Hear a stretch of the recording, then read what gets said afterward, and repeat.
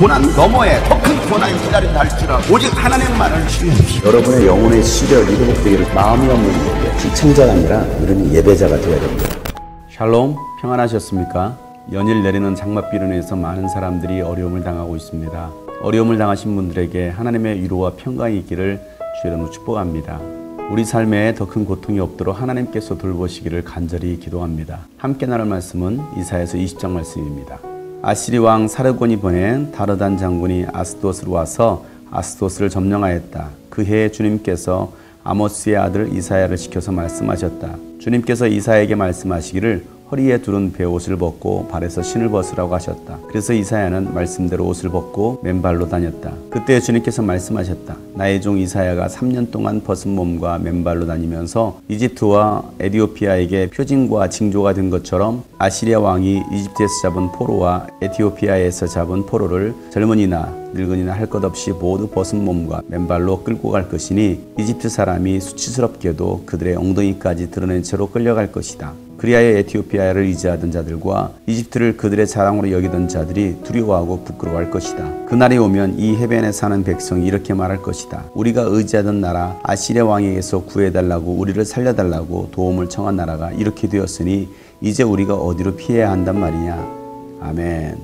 말씀의 배경은 아시리아 왕 사르곤이 통치할 때입니다. 사르곤은 BC 722년부터 705년까지 다스렸던 왕입니다.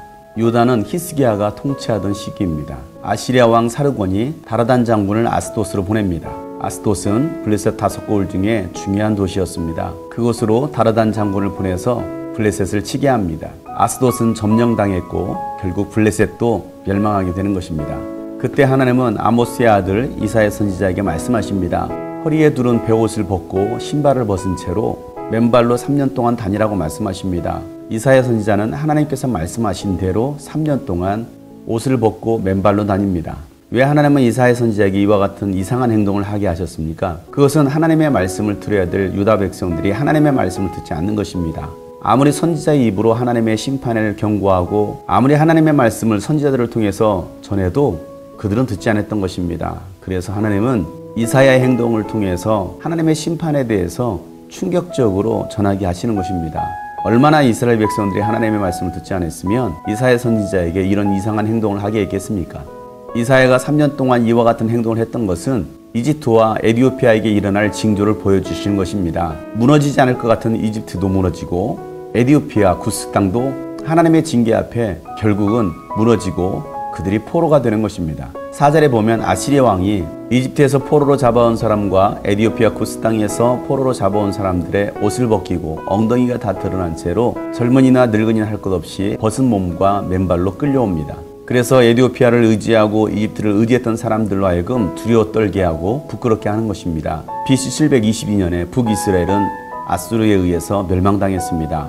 아수르 제국의 힘은 강해졌습니다. 그리고 계속해서 남방으로 유다 땅으로 내려오고 있었습니다.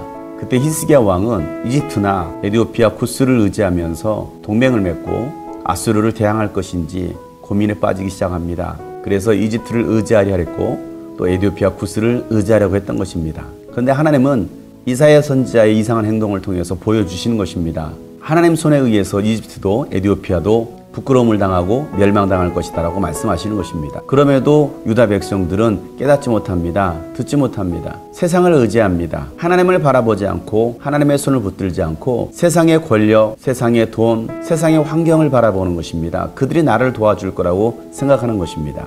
그 심판의 그날이 왔을 때에 해변에 사는 사람들이 이렇게 말을 합니다. 우리가 의지했던 나라 이렇게 망하게 되었으니 우리가 이제는 어디로 피합니까? 라고 말을 하는 것입니다. 하나님을 의지했어야 할 유다 왕이 하나님을 의지하지 않습니다. 이스라엘 백성들도 하나님을 의지하지 않았습니다. 그리고 세상을 향하여서 손을 내밀었던 것입니다. 여러분은 무엇을 의지하고 계십니까? 세상이 여러분을 도와줄 거라고 생각하십니까? 세상의 돈이, 세상의 스펙이, 세상의 환경들이, 세상의 권력자가 여러분을 도와줄 거라고 생각하십니까? 우리가 의지할 분은 오직 살아계신 하나님밖에 없습니다. 세상의 주관자이신, 역사의 주관자이신, 오늘도 살아계시고 오늘도 우리와 함께 하시며 역사하시는 그 하나님을 의지할 때 하나님께서 우리를 도와주시고 우리를 구원해 주시는 것입니다. 하나님은 아무리 말해도 알아듣지 못하니까 이사야에게 이런 이상한 행동을 하면서까지도 하나님의 뜻을 전달합니다. 깨닫기를 원하셨던 것입니다. 사랑하는 여러분, 우리는 마지막 때를 살고 있습니다. 이 마지막 때에 우리가 무엇을 의지하고 누구를 의지할 것인지를 우리는 한번 생각해 봐야 합니다. 하나님이 아닌 여러분들이 의지했던 그 모든 것은 결코 여러분을 도와줄 수가 없습니다. 오히려 그러한 것들이 여러분을 부끄럽게 할 것입니다.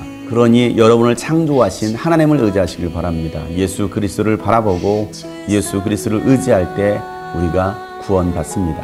여러분을 도울 힘이 전혀 없는 세상의 것을 의지하지 마시고 살아계신 하나님, 전능하신 하나님을 의지하며 살아가는 복된 하루가 되기를 주 이름으로 축복합니다.